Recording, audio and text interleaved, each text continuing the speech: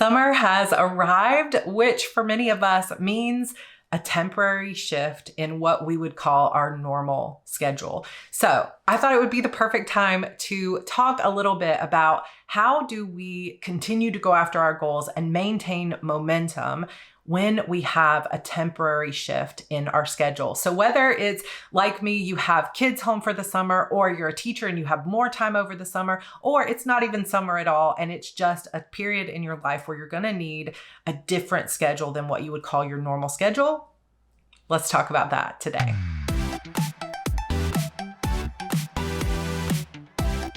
Many of you know, if you've been around for a while, that I love to plan in quarters. So that's like January, February, March is Q1 and so on.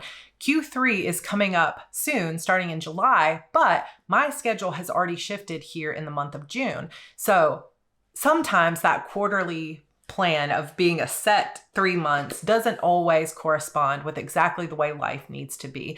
But that doesn't mean that you can't still go after your goals and be intentional with your time. So here's some tips on, and actually a process on how to maintain that momentum and be intentional with your time, even if your schedule doesn't quite line up with a quarter or you've got a temporary shift that might not come around again. So first things first, I always love to get an eagle eye view, that big picture view, which usually for me means getting out a calendar. Usually it's printable. I love paper, but you can do this digitally in iCal or Google Calendar as well. But basically having a calendar available so that you can really get an eagle eye view of how much time am I actually working with. So I'm going to give you some examples. So I'll show you how I print this out from Google Calendar or how you can use it online. But I also have a special free download for you today if you are actually planning out these next few months, June, July, and August.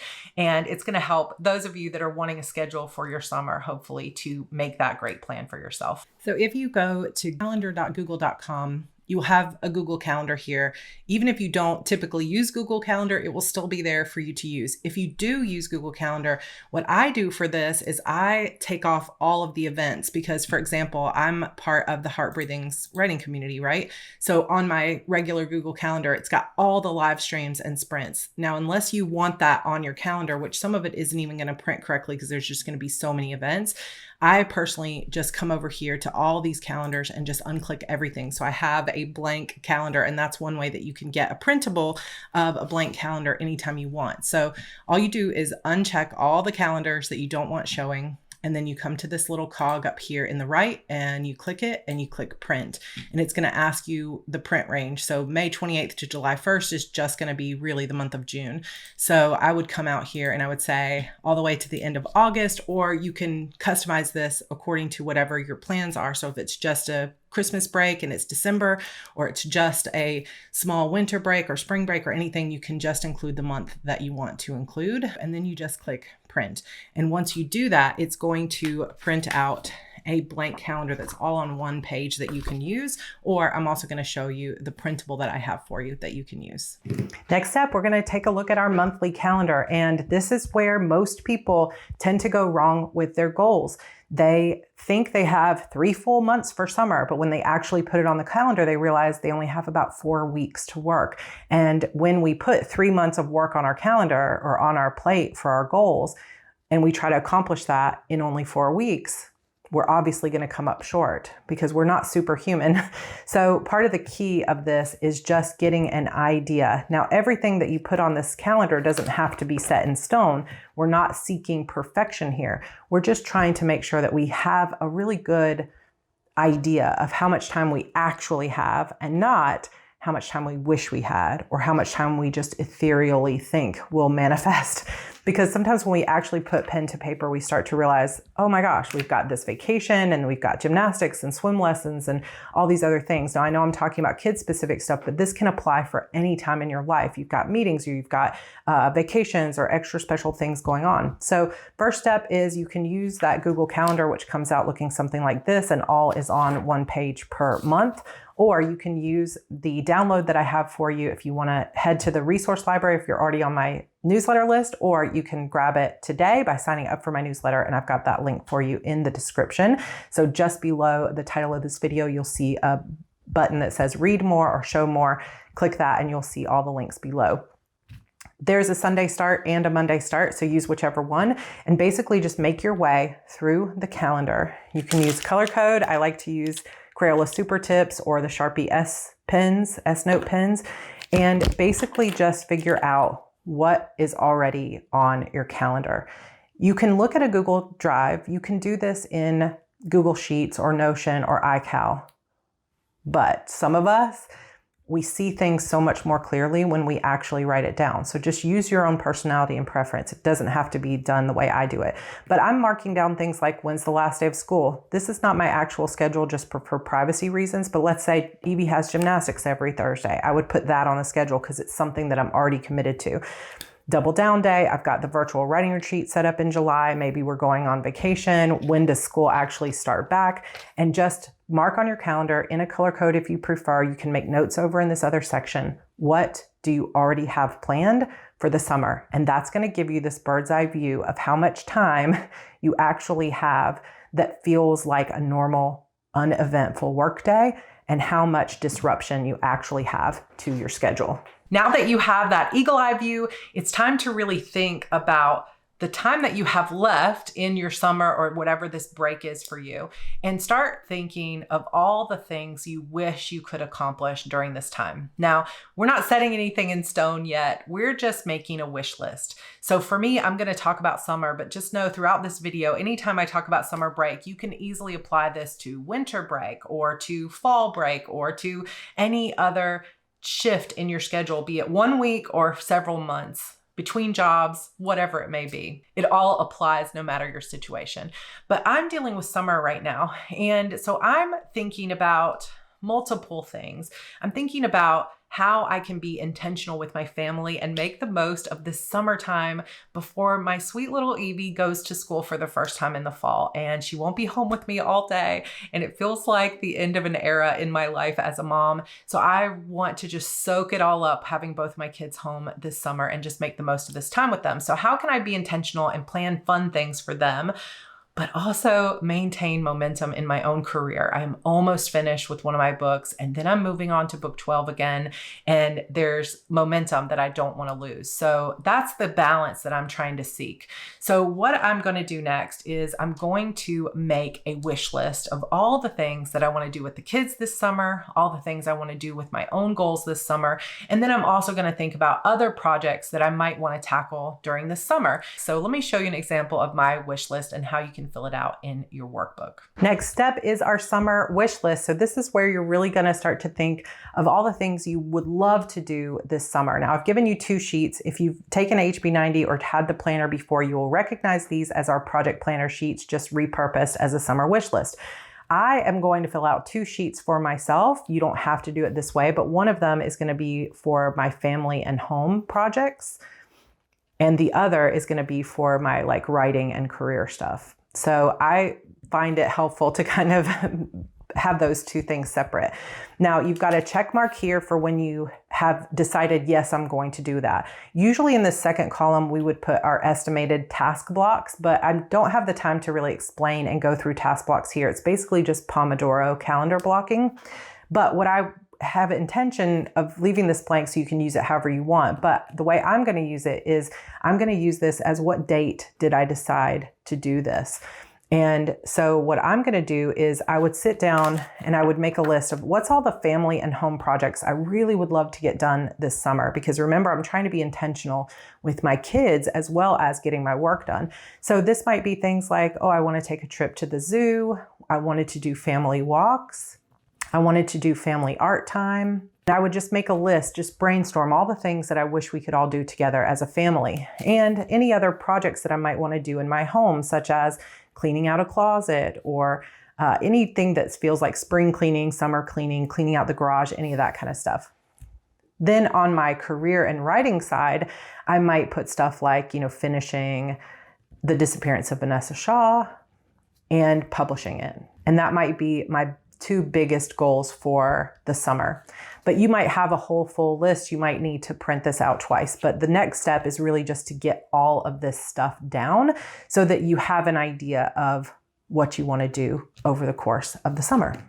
Another piece to this, now we're going to deal with this ideal daily plan in just a moment, but another piece to this with this other sheet, which again is repurposed from the HB90 planner, and I think will be very helpful for a lot of you, is once you have all of these things that you know you want to do, go in and transfer them to whether these are things you'd like to do every day during the summer, things you'd like to do throughout the week, like once a week, things you want to do once a month every summer or during the season of your life, things that are just going to be one-time adventures or one-time vacations, and then other, which might be things that like you don't necessarily know when you want to do them or how often you want to do them, but they're just ideas that you had. So for example, the zoo trip might just be a one-time event. The family walk, though, I want to do that weekly, and I'd really like to ideally do it twice a week. So I'm going to write family walk times 2. Art time is something I want to do every single day with the kids as much as possible. Obviously, I'm going to put it on daily, but if we're on vacation, we might not do art time. We probably won't, but it's like on our normal days, art time. Cleaning the closet, however, is really something I don't want to do every month, every week. It's kind of a one-time thing, but it's not going to be just one day. So I might put clean the closet under other because I don't know how long that's going to take, and it won't take a whole day or whatever. Also, finishing the disappearance of Vanessa Shaw, I might put that under other, but I also might just put daily and put writing and then put the disappearance of Vanessa Shaw over here so that I know I want to be writing every day. So once you have your wish list filled out, figure out how often and when you want to do that. And we're going to take this information and we'll use it a little bit later in the process. Here's where mindset really matters, because in our planning, we often create a wish list or we create a goals list. Like, here's all the projects I'm going to get done. But so often, this is where the plan starts to go awry, because we often approach our planning sessions with rose-colored glasses. We see ourselves as having tons of energy, always wide awake, always available, like no health problems, everything's going great. And we plan for ideal scenarios. Like, if my best day ever was 1,000 words a day, I'm going to plan to write 1,000 words every day this summer. But hopefully you can see that when you actually go to implement that plan, you're not going to feel good every day. Some days you're going to have headaches, or there's going to be distractions, or someone's going to need something from you that you weren't expecting, or your kids are going to get sick, or the weather won't necessarily comply, or the words aren't flowing and it's just not going to be 1,000.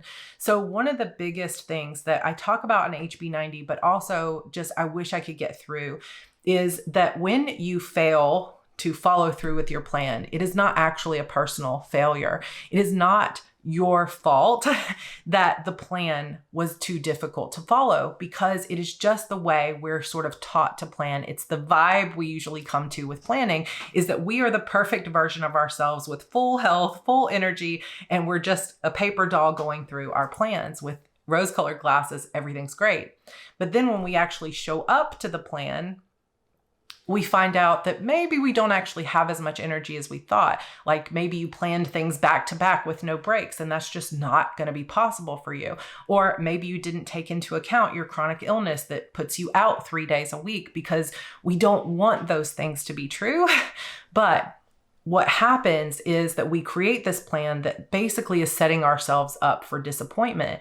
And then when we don't follow through, we blame ourselves, which spirals us into what I call negative momentum, where we say, there it is again, proof that I can't follow through with my plan, proof that I'm never good enough, whatever it may be for you, that sort of running commentary in your mind.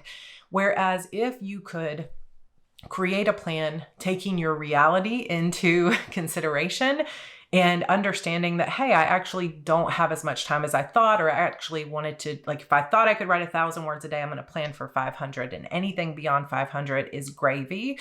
Then we would set ourselves up for greater success. And every tiny daily success builds positive momentum, which makes you want to have even more success tomorrow. And we can spiral upward in our productivity, in our joy, in our excitement for our plans, because we're starting to see results. Whereas when we plan to be perfect and we don't follow through with it, we spiral downwards, like it's another day, and then you don't feel motivated to work tomorrow because you're not seeing the results you want.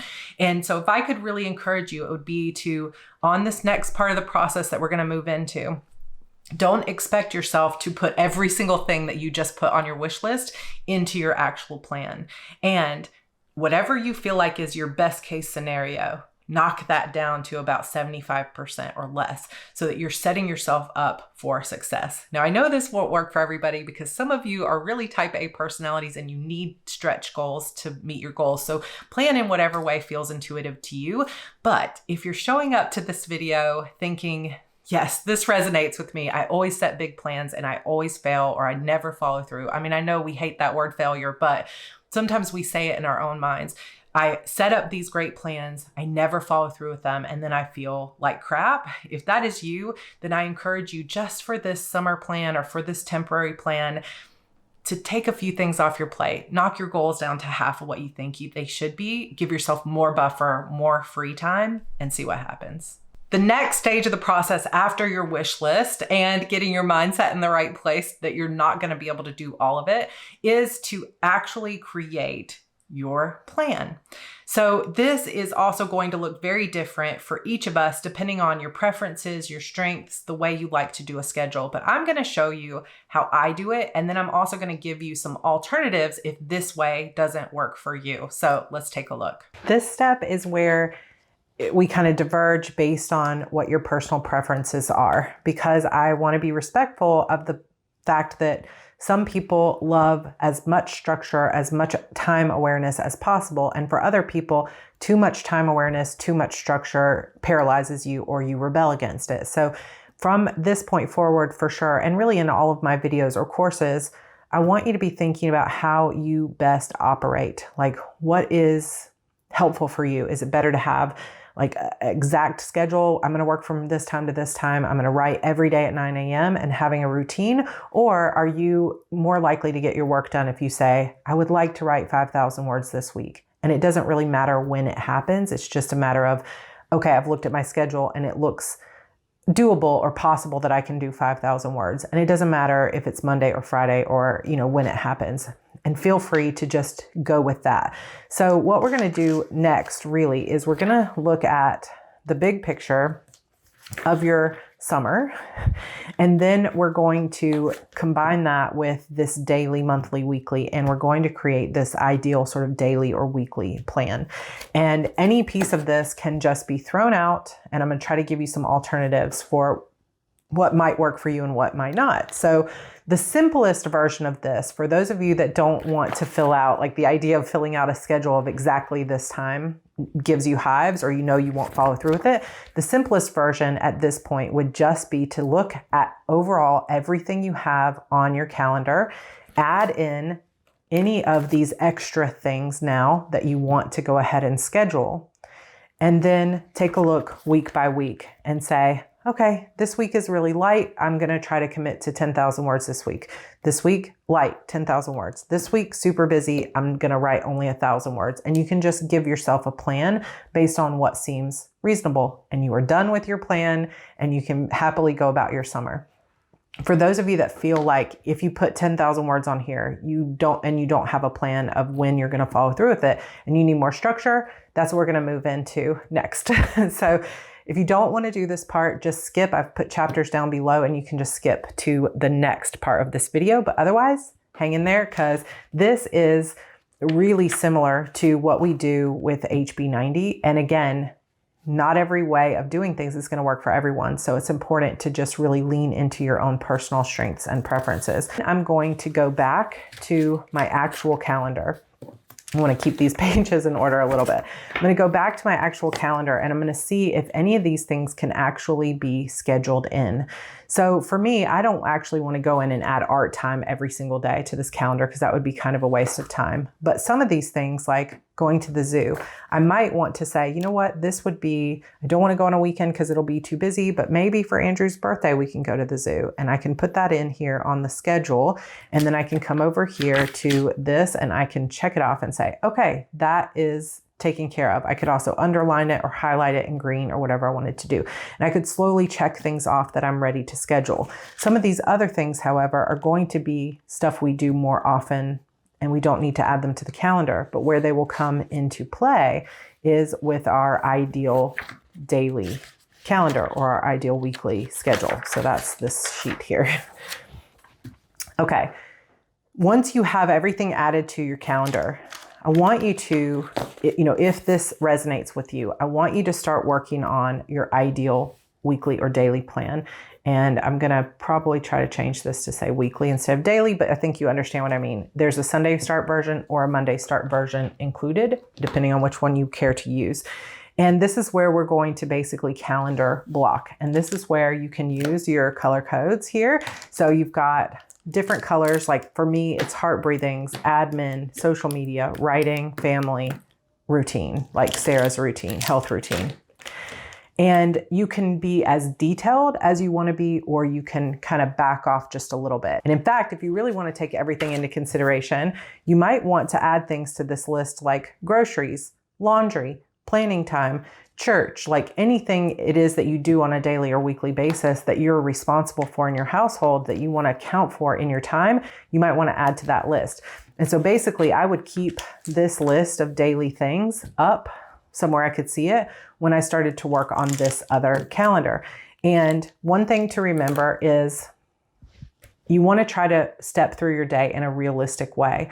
So if we're trying to make space for our writing, when the kids also are going to be home and you're trying to make sure that they stay entertained, where are your most likely pockets of time for you? Especially if you're a mom who doesn't have, or dad who doesn't have somebody home who can help. So I have George, so I can plan my writing time around George.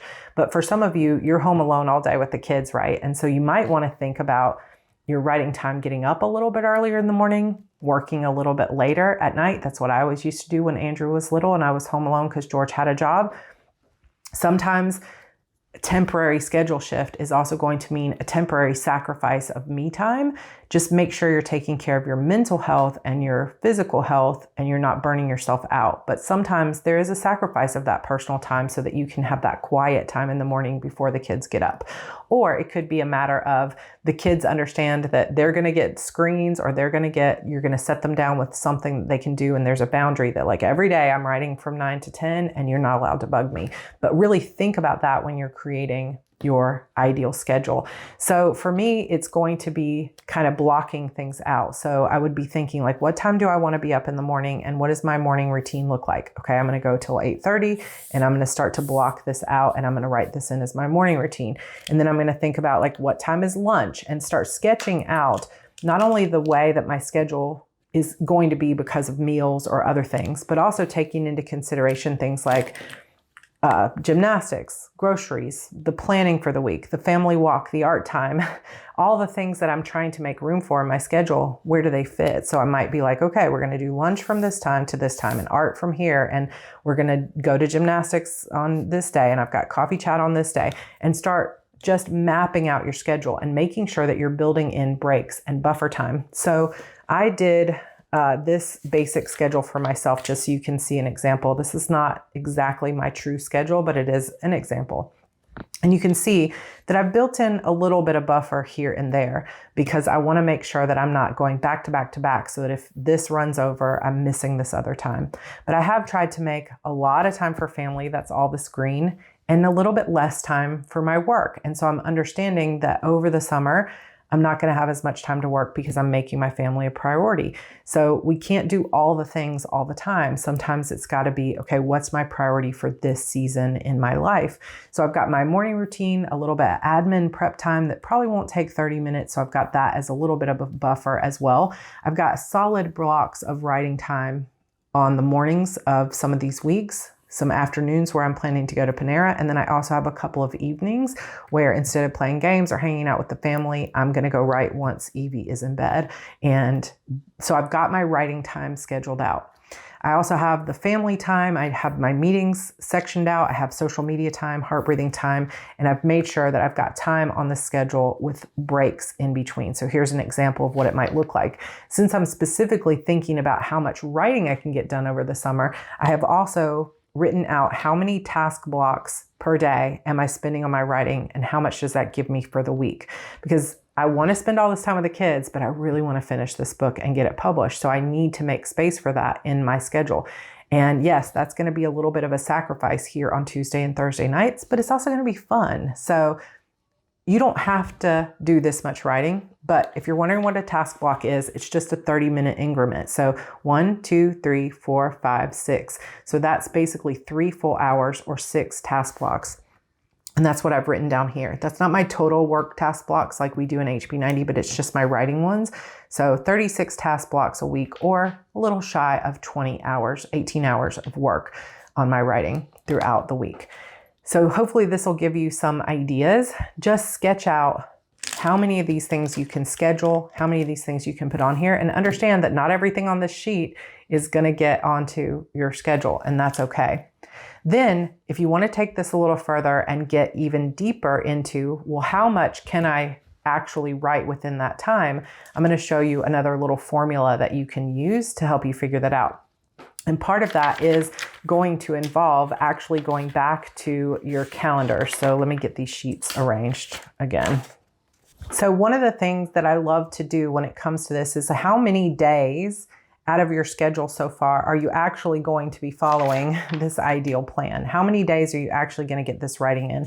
So I would take this ideal plan and compare it to my schedule and say, okay, on the 5th on Monday, am I going to be able to get my writing done? Now, obviously that day has passed as I'm recording this, but I would make check marks for all the days that I can follow this exact plan in the way that I hope. And I would just continue. This day I won't. So I could put an X there or just leave it blank.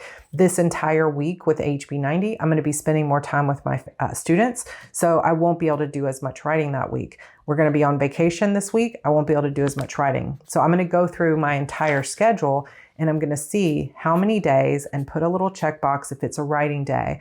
I am actually going to be working on my stories. And in fact, none of these Sundays would work because I don't actually have writing on my schedule on Sundays. So I would go through and checkbox all the days that I think I'm going to be writing according to my normal schedule, and then I will add them up. And that's going to give us the beginnings of this formula that I'm about to show you. So here's your writing plan. It's this sheet right here. I also have a little quote here, best summer ever, if you want to use that, if you are using this during summer. But this is how we bring it all together to figure out what your writing goal is going to be for yourself for the summer and how you're going to maintain your momentum throughout the summer. So here's a simple formula you might follow. I have blank days available to work on my writing goals this summer. And then let's say I came up with 29 days available. I would write it in here. I have 29 days available from my calendars to work on my writing goals this summer.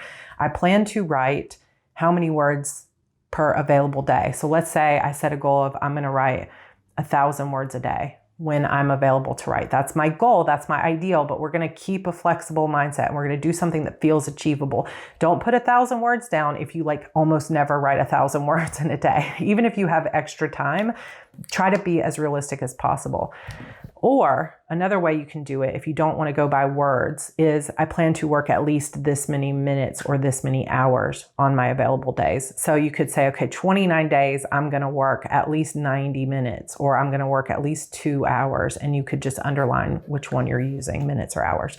Then you're going to take these two numbers and plug them into one of these two formulas. So you would say 29 days goes on both of them, or however many days you had, times, if you use the words per day, you use this top one. If you use time, use this bottom one. So I'm going to use the words. Let's say 29 days at 1,000 words a day gives me, easy math, 29,000 words as my goal for the summer. For some of you, it might be simple like this, that you just say, okay, I'm going to work, I'm just going to use super simple math and I'll say 100 minutes so that I can just say 2,900 minutes per summer.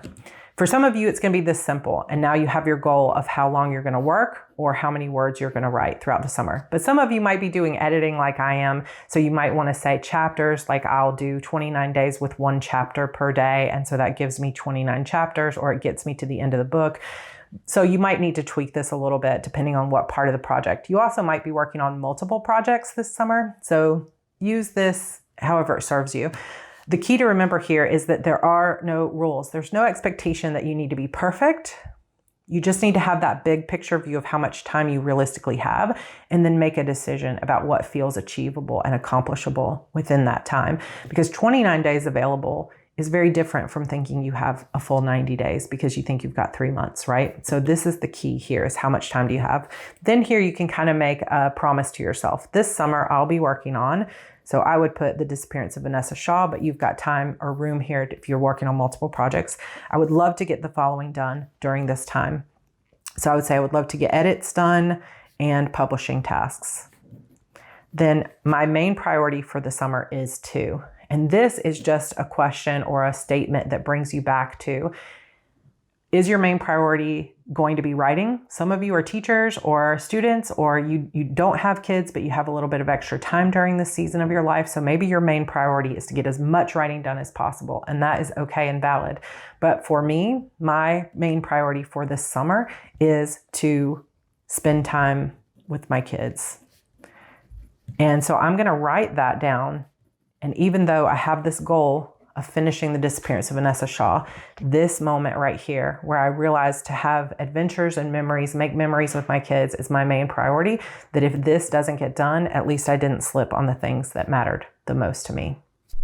So that is how I am planning my summer or my temporary break. And I will, of course, weave this ideal schedule and what I want to get accomplished into my Q3 plan. So if this style of planning or my type of teaching has really resonated with you, come join us in the HB90 Bootcamp. It's 90-day planning, so the plan will begin at the 1st of July. However, you can use everything you've done in this temporary schedule, and I will teach you how to use it in the 90-day plan. A major part of setting goals and actually achieving them during any time of the year is being aware of how much time you have and being intentional on how you spend it. So I hope this has given you some good tips. Go download that free workbook for the summer, or come join us in the HB90 Bootcamp. I also have planners on Etsy. There's a digital planner and a printable planner if you want to get started that way, a lot cheaper, just to check out the system. I also have an entire playlist here on YouTube called My Kanban Board, which will teach you a little bit about how this HB90 system works. So I hope you enjoyed this video. If you are new here, please subscribe, hit that like button, and leave a comment down below and let me know if you are planning for summer break and whether you found this helpful. I will see you in my next video. Bye.